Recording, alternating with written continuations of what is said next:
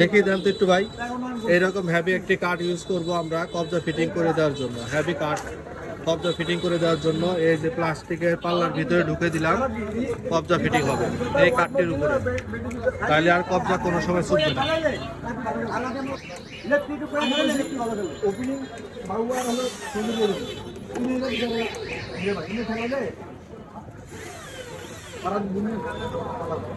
পর্যাপ্ত কবজা ফিটিং করে দিচ্ছি।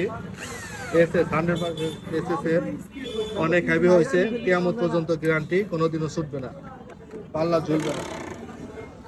দেখে কবজাটা একটু দেন তো ভাই। এই কবজাটা আমরা লাগাই দিচ্ছি, পর্যাপ্ত কবজা অনেক হেভি 100% এসএস এর কবজা ফিটিং করে দেন।